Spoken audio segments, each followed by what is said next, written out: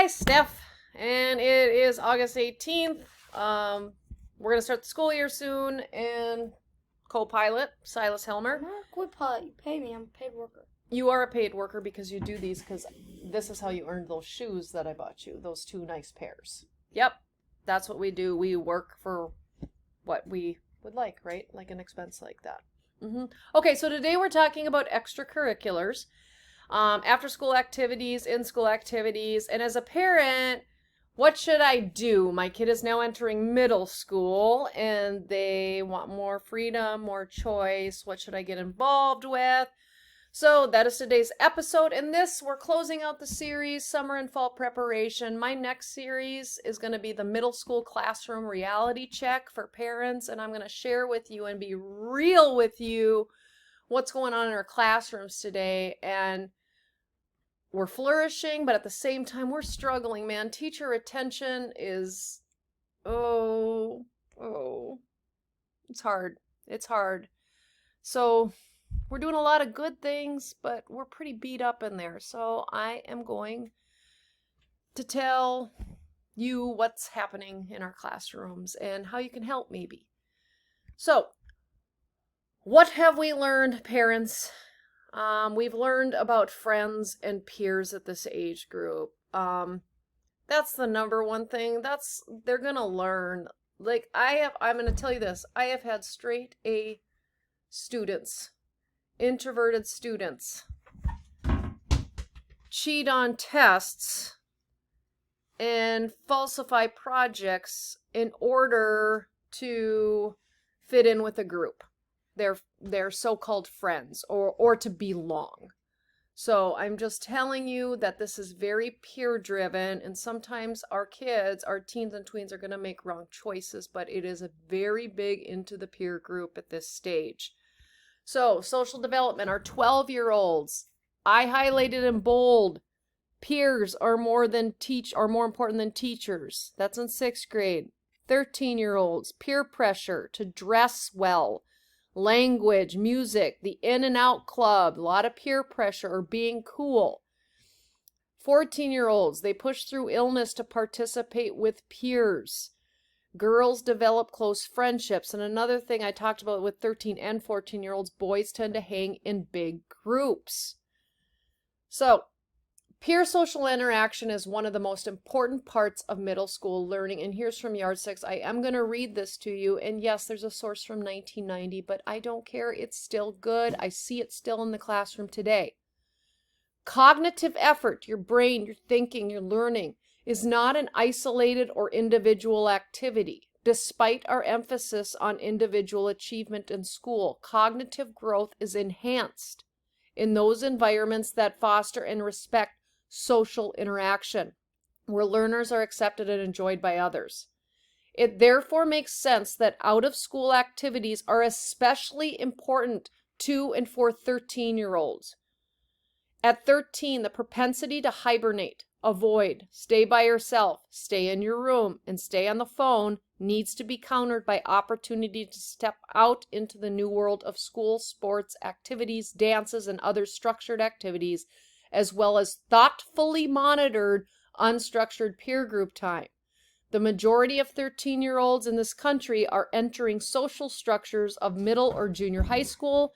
Sports activities, student governments, and community service offer them the opportunity to engage in cognitive development that helps to build the social and moral strength they will need for the years ahead. So what I hear is peers, social interaction. Okay, your child might just want to go to their room and stay alone. No, the expectation is that they get involved with their peers. This is prime time for peer interaction. Okay, so from adults, again, what I've showcased this whole series is that we adults, the teacher and the parent, are teaching organization and time management together. But from peers, something we cannot give them. They learn how to socialize and visit with each other. They learn how to fit in, and they start noticing patterns in people. They start learning who they are within a group. Who am I? They start categorizing people. And I think, honestly, That's going to naturally happen as they're learning about their identity. They're not at the spot yet where they can recognize, I don't know, shades of gray maybe. I don't think in middle school that they're very good at that yet. They tend to categorize people and groups. Language. A lot of my ELL learners and newcomers learn language from each other, not from me. They learn from each other. And slang. A lot of slang. Relationships, friendships, and dating. That's where they learn it from. Do you want to talk about dating? Okay, fine. I don't have a girlfriend. I know that. Okay, humor. What is appropriate and what isn't? They're still working on those humor skills and feeling awkward when they say probably a not appropriate thing at the right timing. Their peers will call them out on that. And they'll listen more to their peers than they will to you or I. So peers are super important at this age. So my school, I'm a Minneapolis Public Schools teacher, and my school does an amazing job at offering so many after-school programs. And I just want to say, wonderful job after-school programmers. We have anime, ASL for beginners, that's American Sign Language, chess club, drama club, girls group, GSA, guys group, homework and hoops, kendama and sweets kendama, movie and doodles, painting Phoenix, news crew, puzzle mania, soccer, Spanish debate, Spanish language and chill zone, sports and fitness, technovation, ukulele, volleyball. There's a lot, and these students will get free transportation a lot of the time back home in some of these schools. Check it out. Or they get snacks sometimes. This is good opportunities. Look at your school's activities. Look online. All right. So, next on the list is, I just am telling you also, some of our oldest siblings. I was an oldest sibling. I had to go home and babysit after school. That was the expectation in middle school. So I would join in school clubs. I was on student council. So I just want to make, that's a reality check for some of our families. The oldest sibling is the babysitter and cannot be involved in after school clubs. So please, if you're a parent, encourage or have the expectation, that's the word, have the expectation that they join an in-school club. There are plenty. A lot of our American middle schools offer these types of clubs. Look them up with your child. Okay, also, get them out of their element, especially with sports. Americans, we love our sports, okay? It's almost like we're obsessed with sports. Sign them up for something different. Now is the time in middle school, okay? Youth group clubs through religious organization. My sister takes her kids to confirmation night or church night or something on Wednesday nights. Art, theater, music, there's board games, language, robotics is a really cool one. Glee Club. Okay, so Silas now is going to tell you his story. So, I'll start. As a parent, I wanted you to be more well-rounded than just sports. It sucked. Your dad loves sports, but I know that sports only carries people so far. It gives you great skills, and I learned a lot. But to have that, I don't know, I think arts and music and is just super cool, and it's something that you can live lifelong, and you can dance, man, and you can hold a beat, and you can sing, and you're super cool. He can do the worm like no other. My kid could. So I saw this Glee Club. Okay, so can you tell us about this? In last fall, he was in football, and I said, you're doing Glee Club one night after school. She just forced me to do it. Mm-hmm. I did. And I came home sometimes. Just chill. Because it was so bad. And then you got into trouble. So tell me what the issue was. It sucked. Why? Maybe because the ratio from girls to boys was 60 to 1. Talk louder. 60 to 1 girls to a boy? Mm-hmm. And you were the only boys out of 60 girls. Mm-hmm. Were you uncomfortable?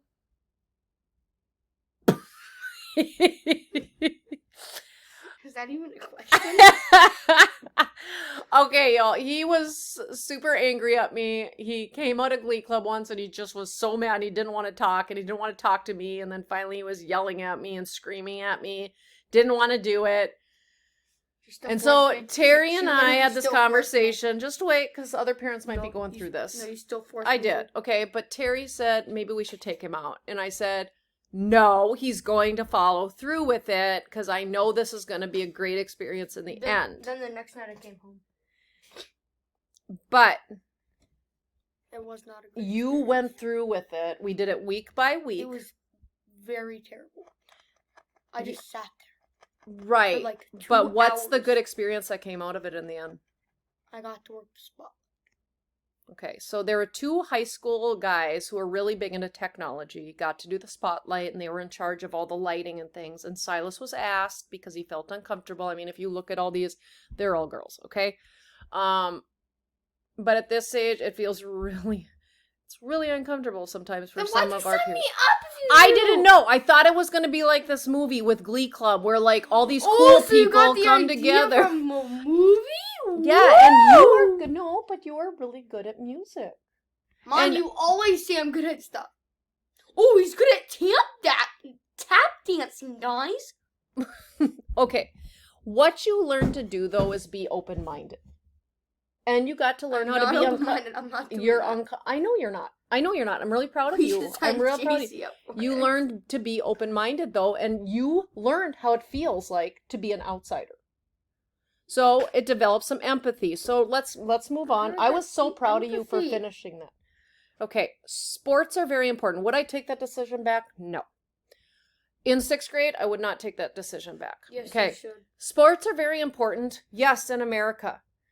You look great in this uniform, and I wish you the best of luck. You're in the Mustangs team. You're number 7. This is just starting. But we also want our children to be well-rounded, okay? And to know what it's like to feel uncomfortable. That's a great skill because you learn how to cope. If you're around the same people all the time, there is no growth in that. For strategy gaming? No. She is okay. So I want you to think of a talent they have. They learn to cope with feeling uncomfortable.